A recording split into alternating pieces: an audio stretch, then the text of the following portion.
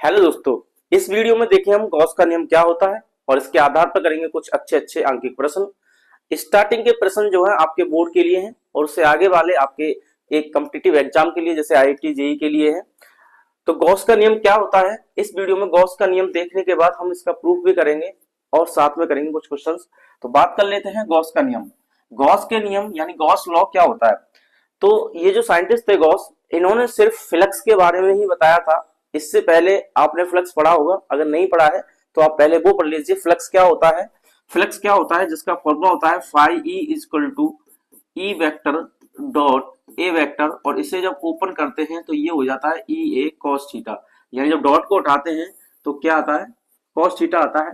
और इसकी डेफिनेशन की बात करें, परिभाषा की बात करें तो बस इतनी सी होती है, ये एक संख्या होती है। फ्लक्स क्या है, एक संख्या है। कौन सी संख्या है, जो कि किसी पृष्ठ से लंबवत वैद्युत क्षेत्र रेखाएं गुजरती हैं। किसी भी पृष्ठ से जितनी लंबवत वैद्युत क्षेत्र रेखाएं गुजरती हैं उनकी संख्या ही वैद्युत फ्लक्स होती है। और फॉर्मूला ये होता है, आप चाहो तो यहाँ पर एक ही जगह पर आप छोटा सा क्षेत्रफल सदिश ले सकते हैं, जिसे हम डीए वेक्टर लिख सकते हैं। क्या लिख सकते हैं, डीए वेक्टर। और यहां से आपको समझना है, अगर छोटा सा क्षेत्रफल वेक्टर डीए है तो बड़ा क्षेत्रफल वेक्टर ए वेक्टर होता है। अगर हम छोटे वाले का समाकलन कर दें, क्या करते हैं, समाकलन, और वो भी कौन सा, बंद समाकलन। तो छोटे छोटे क्षेत्रफल का जब बंद समाकलन करते हैं, छोटे से क्षेत्रफल का यानी डीए का जब समाकलन करेंगे, कौन सा समाकलन, बंद समाकलन, तो वो ए बन जाता है। ये बात आपको इसमें याद रखनी है गॉस के नियम के लिए, ठीक है। तो ये बात कर ली हमने किसकी, फ्लक्स की। तो फ्लक्स समझ आया, फ्लक्स क्या होता है। फ्लक्स ये होता है कि किसी भी पृष्ठ से अभिलंबत या लंबत गुजरने वाली वैद्युत क्षेत्र रेखाओं की संख्या फ्लक्स होती है। किससे दिखाते हैं उसे, फाई ई से दिखाते हैं। फाई ई से दिखाते हैं, फॉर्मूला होता है ई वेक्टर डॉट ए वेक्टर, और ये आता है ई ए कॉस थीटा। जब डॉट हटता है तो क्या आता है, कॉस आता है। अब मैंने आपको बताया ए और डीए में थोड़ा सा फर्क होता है। डीए क्या है, एक छोटा सा क्षेत्रफल है, और ए क्या है, किसी भी आकृति का पूरा क्षेत्रफल है। जब छोटे वाले क्षेत्रफल का बंद समाकलन करते हैं तो पूरा क्षेत्रफल आ जाता है। तो ये बात कर ली हमने फ्लक्स की।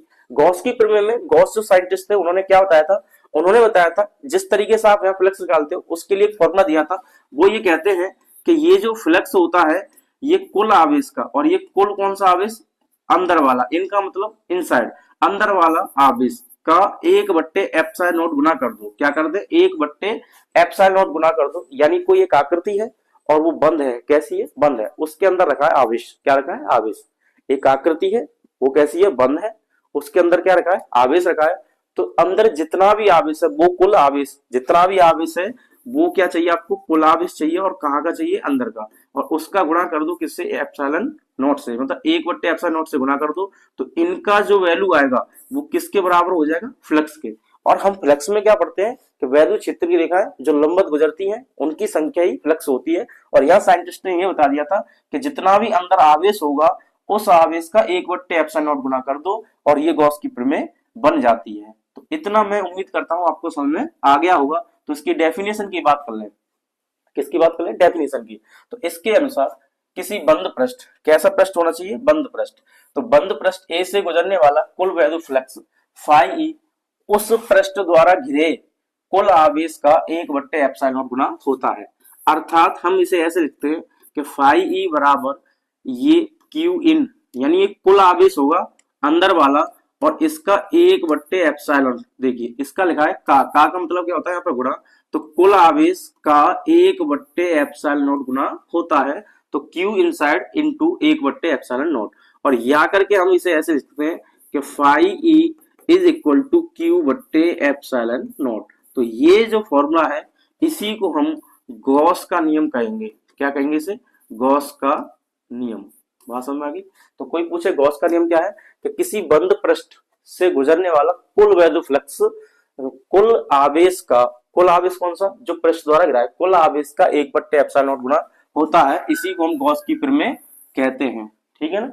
अब देखिए गॉस की प्रमेय के अगर समाकलन रूप की बात करें, किसकी बात करें, समाकलन रूप की। तो समाकलन रूप में हम कैसे लिख सकते हैं, समाकलन रूप में ये भी फ्लक्स है, फ्लक्स का मान इतना है, और यहां पर मैंने फॉर्मूला बताया फ्लक्स का मान इतना है। और इस फ्लक्स को हम ऐसे भी निकाल सकते हैं कि छोटे से क्षेत्रफल का बंद समाकलन करिए तो पूरा क्षेत्रफल बन जाता है। तो हम इसे ऐसे लिखेंगे कि फाई ई इजकल टू, ये आप कहेंगे बंद समाकलन वैद्युत क्षेत्र ई वेक्टर और यहाँ पे डी ए वेक्टर, ये इसका मान इसके बराबर होता है और यहाँ फाई का मान क्यू बट्टे एप्सिलॉन नॉट के बराबर है, तो यहाँ क्यू बट्टे एप्सिलॉन नॉट भी लिख देंगे। इस फॉर्मूले को भी आप याद कर सकते हैं, ये गॉस का नियम है और इस आधार पर हम करेंगे कुछ इसके अनुप्रयोग जो कि नेक्स्ट लेक्चर में आने वाले हैं। तो इसको आप नोट कर लीजिए, ये होती है गॉस की प्रमेय। नोट कर लिया। अब देखते हैं हम गॉस की प्रमेय का प्रूफ क्या होता है, यानी हमें इसे प्रूफ करना है। तो पहली बात तो आप ये ध्यान रखेंगे कि गॉस की प्रमेय जो है बंद पृष्ठों के लिए लागू होती है। इसे आप नोट करके लिख लीजिएगा कॉपी में कि गॉस की प्रमेय केवल बंद पृष्ठों के लिए लागू होती है, चाहे आकार या आकृति कैसी भी हो उससे फर्क नहीं पड़ता, क्या होना चाहिए, बंद पृष्ठ होना चाहिए। अब देखते हैं इसका प्रूफ। तो देखिए प्रूफ देखने के लिए आपको करना क्या है, सबसे पहले मानेंगे कि एक आवेश है, ये एक आवेश है जिसका नाम प्लस है। क्या नाम है इसका, प्लस।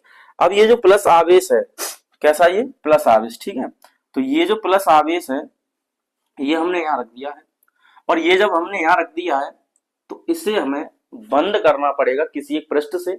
जब किसी बंद पृष्ठ से इसे बंद करेंगे तभी गॉस की प्रमेय लागू होगी।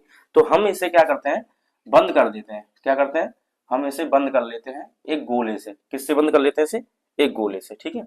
तो हमने इसे मान लीजिए गोले से इसे बंद कर दिया। अब गोले से इसे बंद कर दिया तो इसके सेंटर पे यहाँ पर रख दिया हमने प्लस क्यू आवेश और यहाँ से यहाँ तक की जो दूरी है ये स्मॉल आर है। कितनी है, स्मॉल आर है, ठीक है। अब इस गोले को क्या कहेंगे, जिस भी आवेश को आपको बंद करना है, जिस सतह से करना है, उस सतह का नाम गॉसियन पृष्ठ होता है। क्या नाम होता है इसका, गॉसियन पृष्ठ, ठीक है, याद रखेंगे। किसी भी आवेश को आप जिस आकृति से बंद करते हो उसे गॉसियन पृष्ठ कहते हैं। और गॉसियन पृष्ठ जो है गॉस की प्रमेय के लिए बहुत ही ज्यादा महत्वपूर्ण है, क्योंकि जितने भी अनुप्रयोग हैं हम गॉस की प्रमेय में यूज करते हैं गॉसियन पृष्ठ का। तो देखिए हमने क्या किया, एक आवेश मान लिया जो इस गोले के केंद्र ऊपर रखा है और यहां से यहां तक की दूरी है आर है, और हमने एक पॉइंट कंसीडर कर लिया है जिसका नाम है पी, और इस पॉइंट को हमने ये यहां पर माना है, ये पॉइंट है पी। अब ये गोले का बहुत एक छोटा सा हिस्सा आपको दिखाई दे रहा है, ये पी जो है इस गोले का एक बहुत छोटा हिस्सा है, और ऐसे पी बहुत सारे अनंत पी मिले होंगे तब जाके ये गोला बना होगा, यानी गोले का एक बहुत छोटा हिस्सा। जैसे मान लीजिए किसी मकान में 10 कमरे हैं, कितने हैं, 10 कमरे, और मैंने एक कमरे की बात कर रहा हूं। किस कमरे की बात कर रहा हूं, सिर्फ एक कमरे की बात कर रहा हूं। तो एक कमरे को अगर हम 10 बार जोड़ते हैं तब जाके वो 10 कमरे बनेंगे, और 10 कमरों को हम क्या कहेंगे, मकान कहेंगे। यानी एक मकान में 10 कमरे हैं, तो एक कमरे को आप देख लीजिए और उसके हिसाब से सबको क्या करेंगे, आप जोड़ लेंगे, तो वो 10 कमरे जब मिल जाएंगे तो वो क्या बनाएंगे, एक मकान बनाएंगे। ऐसे ही ये पी पॉइंट क्या करेंगे, ऐसे इस पर गोले पर पी पॉइंट बहुत सारे होंगे और बहुत सारे पी पॉइंट होंगे, तो उन पी पॉइंट को क्या करेंगे, हम जोड़ देंगे, और जोड़ने के बाद जो बनेगा वो गोला बन जाएगा। क्या बन जाएगा, गोला। या फिर हम फिजिक्स में एक चीज और देखते हैं, जोड़ने की जगह हम उसका समाकलन कर देंगे। क्या कर देंगे, समाकलन। और जैसे ही समाकलन करेंगे तो हमें पूरा गोला मिल जाएगा। अब देखिए इस P का जो क्षेत्रफल होगा वो छोटा सा होगा, इसलिए हम उसका नाम लिखेंगे dA। क्या नाम लिखेंगे, dA। dA का मतलब छोटा सा। अब इसका dA जो होगा, dA का मतलब होगा क्षेत्रफल सदिश, और क्षेत्रफल सदिश की एक दिशा होती है, और ये जो सतह है इस सतह का नाम 3D है। कौन सी सतह, ये 3D। और 3D सतह वो होती है जो बंद सतह होती है। 3D सतह कौन सी होती है, जो बंद सतह होती है। तो गोला क्या है, 3D होता है, तो उसे हम बंद सतह कह सकते हैं। बंद सतह पर क्षेत्रफल सदिश की दिशा हमेशा लंबवत बाहर की ओर होती है। तो यहाँ पर डीए की जो दिशा होगी वो यहाँ पर इस तरीके से बाहर की ओर आ जाएगी। बात समझ आई। अंदर की ओर वाली कंसीडर नहीं करते हैं, बाहर की तरफ वाली हम लेते हैं 3D सतह के लिए, बंद सतह के लिए। अब देखिए ई की दिशा की बात कर ले तो यहाँ पर धन परीक्षण आवेश रखेंगे। धन परीक्षण आवेश प्लस क्यू जी नोट होता है, तो प्लस क्यू नोट को यहाँ रखेंगे। ये प्लस और ये प्लस, ये प्लस और ये प्लस, तो क्या होगा, प्रतिघर्षण। इसलिए ई की दिशा जो है इधर ही आ जाएगी, तो हम लिख देंगे यहाँ पे ई वेक्टर, और थीटा का मान हो गया यहाँ पर 0, क्योंकि डी ए वेक्टर और ई वेक्टर दोनों एक ही दिशा में हैं। अब क्या करना है, अब क्या करना है सुनिए। एक आवेश रखा, इसे हमने बंद किया, जिससे बंद किया उसका नाम क्या हो गया, गॉसियन पृष्ठ। तो गॉसियन पृष्ठ पर हमने एक बिंदु मान लिया पी। पी पे ये जो छोटा सा हिस्सा है, बहुत छोटा हिस्सा है, इसका कुछ क्षेत्रफल वेक्टर होगा, तो क्षेत्रफल वेक्टर मान लिया हमने डीए वेक्टर। इसकी दिशा हमेशा बाहर की ओर, क्योंकि ये 3D सतह है और बंद सतह है। जब बाहर की ओर होगी तो ई की दिशा की बात आएगी, और ई की दिशा भी उधर ही होगी जहां डीए वेक्टर की दिशा। जब दोनों दिशाएं एक ही दिशा में है तो थीटा का मान कितना आ गया, 0 आ गया। अब हमें बात करनी है फ्लक्स की, क्योंकि गॉस की प्रमेय फ्लक्स के बारे में बताती है। तो हमें फ्लक्स निकालना है, हम पूरी सतह से निकालेंगे। किससे निकालेंगे, पूरी सतह से। तो एक तो तरीका ये है कि आप सिर्फ पहले पी से निकालें। किससे निकालें, पी से, और फिर उसका समाकलन कर दें। पी से निकालें सिर्फ और फिर उसका समाकलन कर दें, तो पूरी सतह से आ जाएगा, और पूरी सतह से फ्लक्स आएगा, उसके आधार पर गॉस की प्रमेय प्रूव कर सकते हैं। तो मैं यहाँ लिख सकता हूं कि गॉसियन पृष्ठ से गुजरने वाला कुल वैद्युत फ्लक्स। डायरेक्ट लिखेंगे हम, क्या लिखेंगे, गॉसियन पृष्ठ से गुजरने वाला विद्युत फ्लक्स। अब देखिए फ्लक्स क्या होगा, फाई ई। जब पूरे की बात कर रहे हैं तो हम फाई लिखेंगे, और यहाँ पे बंद समाकलन जरूर लाएंगे, क्योंकि पूरे की बात हो रही है। यहाँ ई वेक्टर डॉट डीए वेक्टर, ये आपको फॉर्मूला याद करना है, क्योंकि देखिए ये लिखा था फाई बराबर ई वेक्टर डॉट डीए वेक्टर। इसको हम यहाँ पर यूज करेंगे, और जैसे यूज करेंगे तो क्या आएगा, देखिए यहाँ आ जाएगा ये E D A cos theta. कितना आ जाएगा, कॉस थीटा। अब देखिए यहाँ पर जो थीटा है, थीटा का मान क्या है, 0। तो यहाँ पे क्या लिख देंगे हम, 0 लिख देंगे, और ये आ जाएगा cos 0। और cos 0 का मान आप बहुत अच्छे से जानते हैं कितना होता है, 1 होता है। कितना होता है, 1 होता है। तो यहाँ पर नेक्स्ट देखें तो E जो है नियत रहेगा, E हमेशा नियत रहेगा ऐसी कंडीशन में। तो E को कर देंगे बाहर, D आ जाएगा यहाँ, और इसका मान हो गया 1, तो 1 का गुणा करेंगे E आ जाएगा। तो ये हो गई फ्लक्स की बात। किसकी बात हो गई, फ्लक्स की। मैंने अभी बताया था कि ये जो डीए वेक्टर है, यहाँ छोटा सा क्षेत्रफल है, डीए का मतलब छोटा क्षेत्रफल। जब इसका हम समाकलन कर देंगे तो पूरा क्षेत्रफल आ जाएगा। यानी ये जो पी पॉइंट है, अभी बताया था, पी पॉइंट को अगर हम जोड़ जोड़ के करेंगे तो पूरा क्या बन जाएगा, गोला। तो डी पी पॉइंट का जो क्षेत्रफल है वो डीए है, और सभी पी पॉइंट मिलकर जो गोला बनाएंगे तो गोले का क्षेत्रफल क्या हो जाएगा, ए। यहाँ आप समाकलन कर सकते हो। तो हमने क्या कर दिया, समाकलन कर दिया, डीए का समाकलन किया तो क्या बन गया, ए बन गया। और ये गोला है, और गोले का क्षेत्रफल होता है 4 पाई आर स्क्वायर। क्या होता है गोले का क्षेत्रफल, 4 पाई आर स्क्वायर। पूरे गोले की बात हो रही है इसलिए हमने 4 पाई आर स्क्वायर लिख दिया। अब यहाँ पे आर क्या है, ये वाली। अगर बड़ी आर लिखना चाहो तो आप यहाँ बड़ी आर लिख सकते हैं। तो इसकी जगह पर हम लिखेंगे ई ब्रैकेट में, इसकी जगह पर क्या आ जाएगा, ए, या ए का मतलब आ गया 4 पाई आर स्क्वायर। इतना हमने फाई का मान निकाल दिया। और हमें क्या करना है, गॉस की प्रमेय प्रूफ करनी है। और गॉस की प्रमेय क्या होती है, आप देख सकते हैं, क्यू बट्टे एप्सिलॉन नॉट होती है। तो हमें क्यू बट्टे एप्सिलॉन नॉट लेकर आना है। अब देखिए यहाँ पर क्या करेंगे, फाई ई को ऐसे ही लिख देंगे।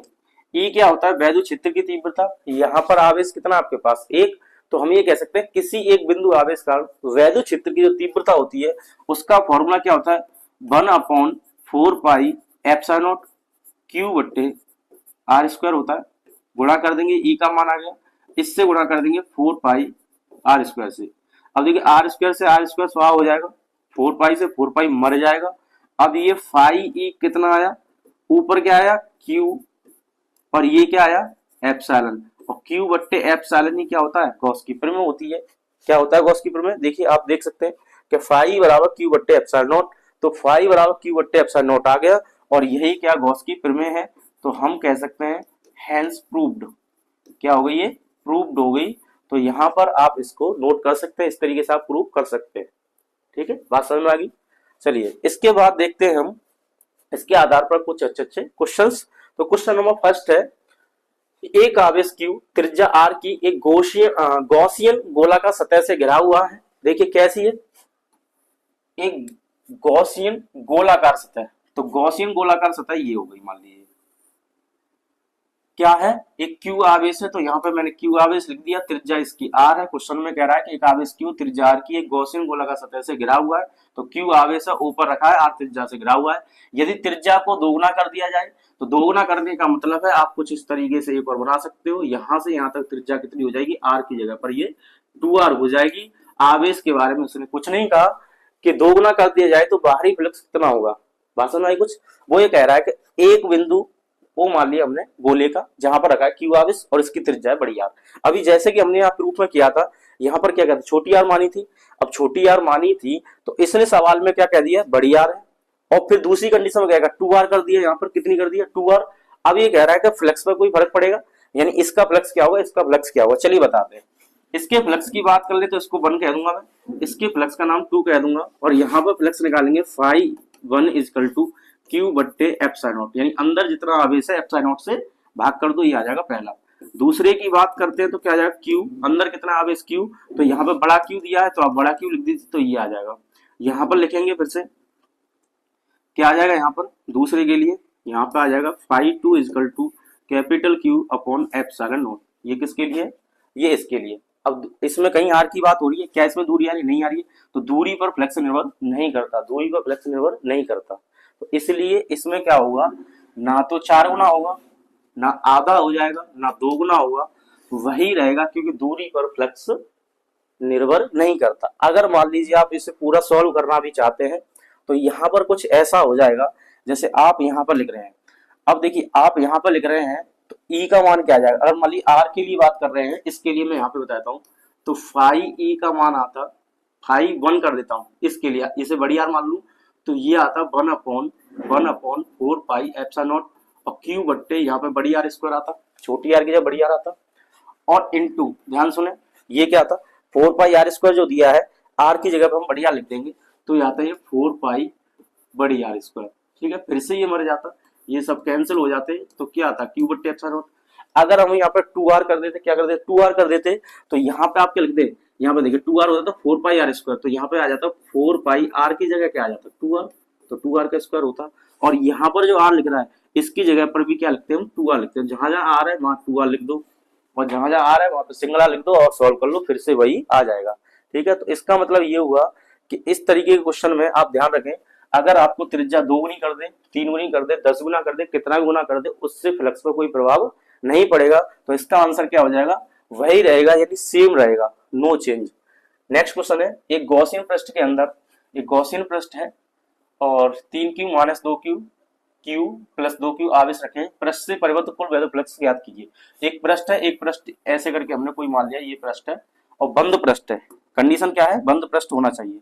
अब ये कह रहा है कि 3q लिखा है इसमें, माइनस 2q है, प्लस q है, प्लस 2q है, ये रखा है, तो पृष्ठ से परिवर्तित कुल वैल्यू फ्लक्स का कितना होगा, तो फाई ई बराबर क्या होगा q बट्टे एप्सिलॉन नॉट, और यहाँ पे मैंने आपको बताया था इन का मतलब अंदर वाला फ्लक्स आपको लेना है, तो अंदर वाले फ्लक्स की बात करेंगे तो फाई ई इक्वल टू आवेश कितना हो जाएगा, अंदर जो आवेश हो गया आप लिख सकते हैं यहाँ पर देखिए 3q minus 2q plus q और प्लस 2q, अंदर का आवेश पूरा लिख लीजिए, जोड़ लीजिए और एप्सिलॉन नॉट से इसमें भाग दे दीजिए। अब ये 2q से 2q स्वाहा हो जाएगा, तो 3q और 1q मतलब आ गया ये 4q बट्टे एप्सिलॉन नॉट, ये फ्लक्स का मान आ जाएगा। ठीक है ना, बात समझ आ गई। आपको क्या करना है, यहाँ पर हमें चाहिए अंदर वाला आवेश का मतलब कुल आवेश चाहिए जो भी अंदर है, तो कुल आवेश अंदर वाला लिखिए और एप्सिलॉन नॉट से भाग कर दीजिए, आपका आंसर आ जाएगा। तो यहाँ पे क्या आवेश थे, 3q था, 2q था, q था, ये क्या, इससे ये कैंसिल हो जाता, 3q और 1q कितने हो गए 4, तो 4q बट्टे एप्सिलॉन नॉट इसका आंसर हो जाएगा। ये बात समझ आई। चलिए नेक्स्ट क्वेश्चन की तरफ चलते हैं। नेक्स्ट क्वेश्चन है कि एक बंद पृष्ठ के भीतर n वैद्युत रखे हैं, बंद पृष्ठ से निर्गत कुल वैद्युत फ्लक्स कितना होगा। फिर से सुने, एक बंद पृष्ठ है, तो एक बंद पृष्ठ कैसे भी आप बना लीजिए, आकार आकृति से कोई मतलब नहीं है, तो यहाँ पर ये कह रहा है कि एक बंद पृष्ठ है, n वैल्यू द्विध्रुव रखे। द्विध्रुव क्या होता है, द्विध्रुव होता है जिस पर एक माइनस का आवेश हो और एक पर एक साइड प्लस का आवेश हो, एक माइनस का आवेश और एक प्लस का आवेश अल्प दूरी पर रखे होते हैं, जिसे हम 2l से शो करते हैं। तो यहाँ पर a मान लिया, यहाँ पर b मान लिया, ये रखा है। ऐसे करके यहाँ पे बहुत सारे रखे हैं, कितने रखे हैं, बहुत सारे। तो मैं बात कर लूं कि द्विध्रुव पर कुल आवेश कितना होता है। इस द्विध्रुव की बात करें तो द्विध्रुव का कुल आवेश, तो कुल आवेश का मतलब क्या होता है, जोड़ दो, ये माइनस क्यू है, ये प्लस क्यू है, दोनों को जोड़ेंगे तो आप देख सकते हैं प्लस में माइनस जुड़ेगा तो कितना आ जाएगा, यहाँ पर 0 आ जाएगा। यानी एक द्विध्रुव पर, किसी एक द्विध्रुव की बात कर लें तो उस पर कुल आवेश कितना होता है, 0 होता है। तो n पर कितना हो जाएगा, n का गुणा कर दो, तो n गुणा 0, 0 में किसी भी संख्या गुणा करेंगे 0 ही हो जाता है। तो आपको पता है n 0 का गुणा किसी संख्या के साथ करते हैं तो 0 हो जाता है। तो यहाँ पर क्या समझेंगे कि n वैल्यू टू वन, इसका मतलब सभी का कुल आवेश कितना हो जाएगा, 0 हो जाएगा। अब पूछा है कि फ्लक्स का मान क्या होगा, तो फ्लक्स का मान क्या हो जाएगा, ये यहाँ पर लिखेंगे इनसाइड यानी कुल आवेश और यहाँ पर एप्सिलॉन नॉट। अब क्यू इनसाइड कितना आ जाएगा, आप देख सकते हैं कि क्यू इनसाइड जो होगा वो 0 हो जाएगा। क्यों हो जाएगा, क्योंकि द्विध्रुव के पास कुल आवेश कितना होता है, 0। कितने भी द्विध्रुव रखे हो सभी का आवेश कितना हो जाएगा, 0 हो जाएगा। तो यहाँ पर क्या लिख देंगे आप, 0, एप्सिलॉन नॉट से भाग देंगे तो आंसर आ जाएगा 0। तो ये क्वेश्चन का आंसर हो जाएगा, यानी फाई कितना आ जाएगा, 0। इसे आप नोट कर लीजिए। नेक्स्ट क्वेश्चन की तरफ बढ़ते हैं। नेक्स्ट क्वेश्चन है, देखिए ये बहुत इंपॉर्टेंट क्वेश्चन है। इसमें पूछा है S1 तथा S2 दो संकेंद्रीय खोखले गोलों के भीतर क्रमशः Q तथा 3Q आवेश रखे हैं। जैसा कि आप चित्र में देख सकते हैं, एक Q है, एक 3Q है, ये Q है और ये 3Q है। S1 तथा S2 संबंध वैद्युत फ्लक्स का अनुपात ज्ञात कीजिए। यानी S1 से अगर फ्लक्स को हम 1 मान ले और S2 का फ्लक्स हम मान ले 2, और इनका क्या निकालना है, हमें अनुपात निकालना है। तो देखिए S1 वाले के लिए हमने कौन सा फ्लक्स माना है, φ1, और फॉर्मूला होता है Q बट्टे एप्सिलॉन नॉट, यही होता है फ्लक्स का। अब ये फ्लक्स का फॉर्मूला होता है, तो हमें चाहिए आवेश कौन सा, अंदर वाला। तो S1 देखिए ये वाला जो बोला है, ये S1 है, ये वाला ये S1 है, तो इसके अंदर आवेश कितना है, बड़ा Q, तो यहाँ कैपिटल Q लिख दीजिए, ठीक है ना। S1 ये वाला है, तो इसके अंदर आवेश कितना है, Q, अंदर वाला आवेश चाहिए आपको होता है, तो यहाँ पे इनसाइड लिख दीजिए, अंदर कितना है Q, एप्सिलॉन से इसमें भाग दे दीजिए, तो ये φ1 का मान आ जाएगा। S2 के लिए हमने कौन सा माना है, यहाँ पे S2 के लिए माना है हमने φ2, तो φ2 में भी फिर हम क्या करेंगे, Q इनसाइड लिखेंगे और एप्सिलॉन से भाग दे देंगे। अब Q अंदर वाला, अब देखिए ये φ2 की बात कर रहे हैं S2 के लिए, तो S2 कौन सा, ये वाला है पूरा बड़ा वाला। अब इसके अंदर आवेश कितना है, 3Q, कितना है, 3Q। थोड़ा सा और ध्यान दीजिए, ये Q भी इसके अंदर आ जाएगा, Q भी इसके अंदर आ जाएगा, Q बड़े वाले गोले के अंदर छोटा वाला गोला है, तो ये वाला आवेश और ये वाला आवेश S2 के लिए हो जाएगा, तो 3Q और 1Q कितना हो जाएगा, 4Q। तो यहाँ पर लिख देंगे हम 4 बड़ा Q और यहाँ पे आ गया एप्सिलॉन नॉट। इस तरीके से हमने φ2 को निकाल लिया। अब इनका अनुपात निकालना है, तो अनुपात लिखिए, वो आ जाएगा Q बट्टे एप्सिलॉन नॉट पहले का, दूसरे का कितना आ रहा है, 4Q बट्टे एप्सिलॉन नॉट, सही है। इससे ये मर जाएगा, इससे ये मर जाएगा, यहाँ पे आ गया 1 और यहाँ पर आ गया 4। तो यहाँ इसका जो आंसर आया, आप कह सकते हैं φ1 φ2 और ये आ गया 1 बट्टे 4। यानी अगर इन्हें अनुपात में लिखोगे या करके, तो φ1 अनुपात φ2, ये आ गया 1:4। ये आपको समझ में आया, कितना है, 1/4 आ जाएगा। क्यों आ जाएगा, आपको देखिए कौन सा दिया, पहले 1 दिया है, फिर दिया 2, तो 1/2 कर दीजिए। इसी में अगर आप अनुपात करते तो Q से Q मर जाता, एप्सिलॉन से एप्सिलॉन मर जाता और ये बट्टे में आता, तो 1/4 हो जाता। ये इसका आंसर हो जाएगा पहले वाले का। किसका आंसर हो जाएगा, पहले वाले का। दूसरे में पूछा, यदि S1 के भीतर 3 परावर्तन, परावर्तन क्या होता है, छोटी k लिख दे, ये आ जाएगा, या एप्सिलॉन r लिख दे, तो 3 का माध्यम रख दिया जाए, तब S1 से वैद्युत फ्लक्स में क्या परिवर्तन होगा। आपको पता है कि एप्सिलॉन r का मान सबसे ज्यादा 1 होता है। निर्वात या वायु में जब भी आवेश रखे होते हैं तो सबसे ज्यादा बल लगता है, और किसी दूसरे माध्यम रखते हैं तो बल का मान कम हो जाता है। अब कम होने का मतलब हम वहां पर एप्सिलॉन r से भाग दे देते हैं। तो जब S1 की बात हो रही है, तो S1 से जो फ्लक्स आएगा बनाएगा, फॉर्मूला क्या हो जाएगा, Q बट्टे एप्सिलॉन नॉट। कितना है, 3 है परावर्तन, तो इससे क्या कर देंगे, आप भाग कर देंगे और ये इसका आंसर हो जाएगा। ध्यान रखें, जब भी परावर्तन दिया हो उसका यहाँ पर एप्सिलॉन के साथ, एप्सिलॉन नॉट के साथ गुणा कर दे, या कह सकते हैं आवेश में इसका भाग दे दे, तो ये फ्लक्स दूसरे वाले क्वेश्चन का आंसर हो जाएगा। ठीक है, ये बात समझ आ गई, इसे भी आप नोट कर लीजिए, इंपोर्टेंट क्वेश्चन था। इसके बाद नेक्स्ट क्वेश्चन की तरफ बढ़ते हैं। क्वेश्चन नेक्स्ट कह रहा है, यदि किसी घन के केंद्र पर Q कूलाम का आवेश रखा है, तो बताओ घन के पृष्ठ से कुल कितना वैद्युत फ्लक्स गुजरता है। दूसरा है, घन के किसी एक फ्लक्स से कितना फ्लक्स घनत्व गुजरेगा। तो आपको क्या दिया है, एक घन दिया है, तो यहाँ पर क्या करते हैं, पहले एक घन को बना लेते हैं। तो हमने क्या किया, एक घन बना लेते हैं। ये कुछ इस तरीके से हो जाएगा, आप थोड़ी ड्राइंग अच्छी कर लेना। तो ये एक घन हो गया। अब क्वेश्चन में आपसे कहा है, ये जो घन है कि यदि किसी घन के केंद्र पर Q कूलाम का आवेश रखा है, कितने कूलाम रखा है, Q कूलाम, तो इसके केंद्र पर कहीं रखा होगा, तो ये मैं लिख दिया Q कूलाम का आवेश रखा है। तो बताइए घन के पृष्ठ से कुल कितना वैद्युत फ्लक्स गुजरेगा। तो जब भी देखिए, घन क्या होता है, एक 3D सतह होती है। 3D सतह का मतलब बंद सतह, बंद सतह के लिए गॉस की प्रमेय लागू हो जाती है, तो इसमें फ्लक्स आएगा। तो हम जब भी फ्लक्स की बात करेंगे तो क्या हो जाएगा, Q बट्टे एप्सिलॉन नॉट। तो ये घन की सतह के लिए यानी पूरा घन के पृष्ठ से कुल कितना वैद्युत फ्लक्स गुजरता है। तो पहले का जो आंसर हो जाएगा सीधा सीधा आप गॉस की प्रमेय यूज करोगे तो Q बट्टे एप्सिलॉन नॉट इसका आंसर आ जाएगा। कोई भी इसमें ज्यादा चिंता करने की बात नहीं है। दूसरे वाले में देखिए कि घन के किसी एक फलक से कितना फ्लक्स घनत्व गुजरेगा। अब देखिए एक की बात हो रही है, मैं आपसे कहूं कि पूरे घन से इतना आ रहा है। पूरे घन का मतलब घन में कितनी सतह होती है 6, तो हम ये कह सकते हैं पूरा घन का मतलब 6 सतह से, कितनी सतह से 6 सतह से फ्लक्स कितना आ रहा है, 6 सतहों से फ्लक्स आ रहा है Q बट्टे एप्सिलॉन नॉट।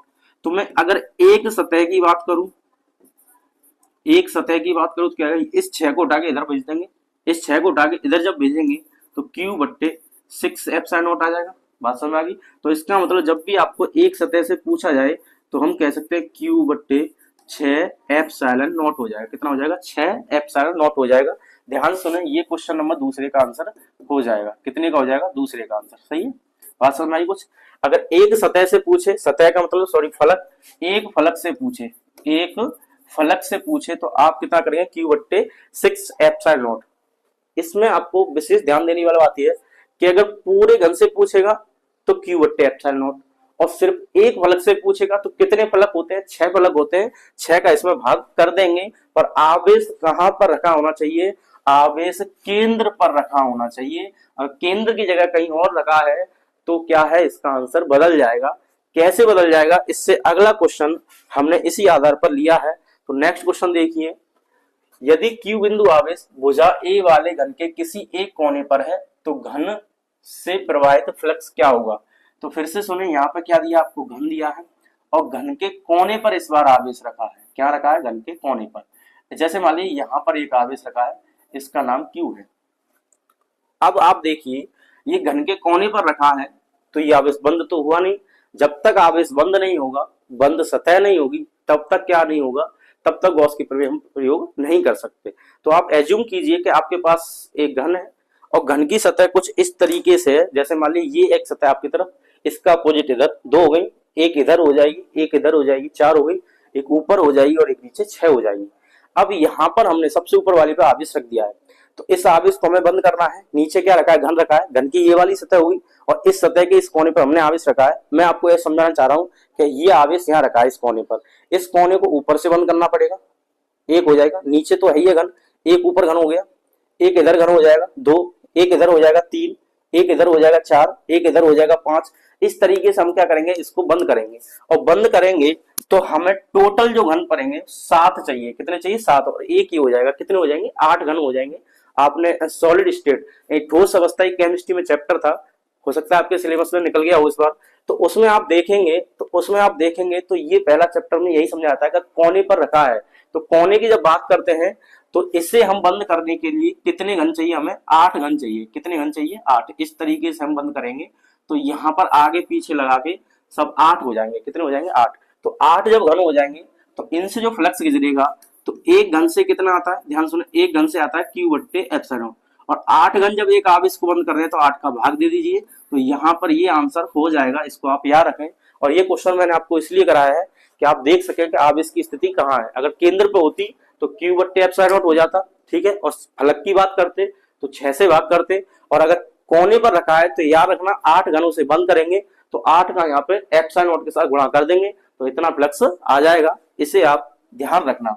नेक्स्ट क्वेश्चन की ओर चलते हैं। क्वेश्चन नेक्स्ट है कि एक आवेश Q को एक काल्पनिक अर्धगोला पृष्ठ के केंद्र पर रखा गया है, निर्गत फ्लक्स का मान क्या होगा। इस चीज को समझिए आप।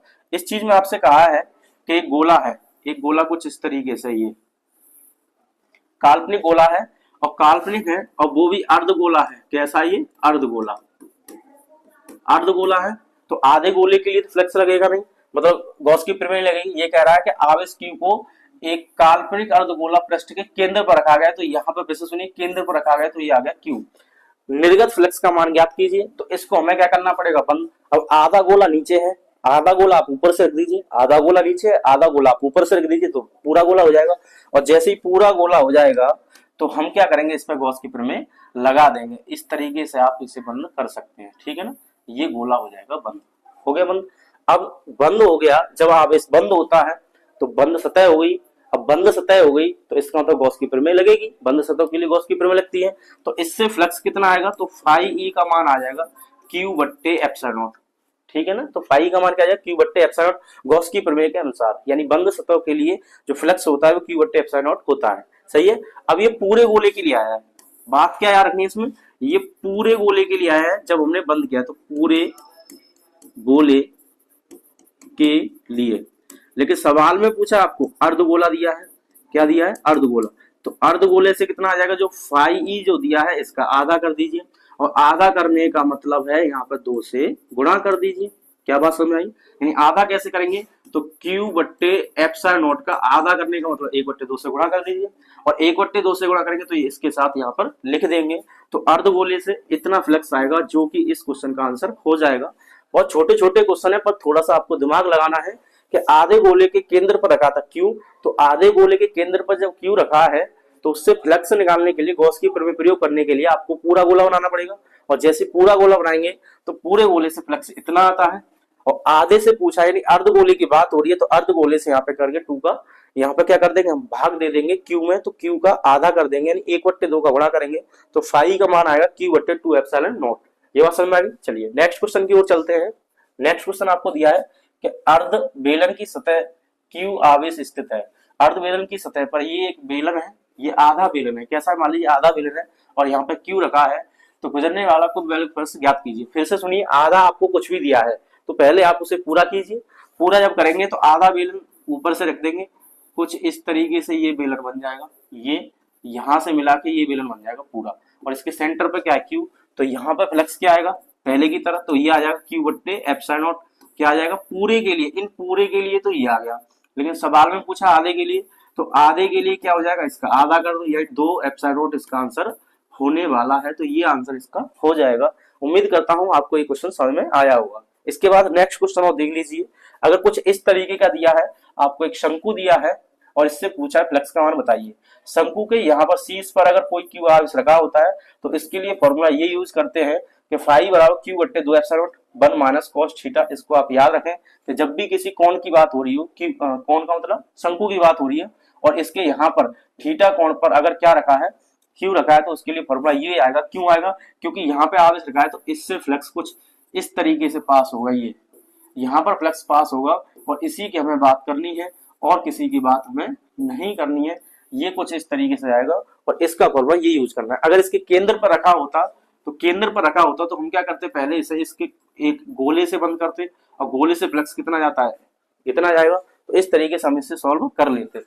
तो ये इस वीडियो में इतना ही, मिलते हैं नेक्स्ट वीडियो में। जब तक पढ़ते रहिए, मुस्कुराते रहिए। जय हिंद।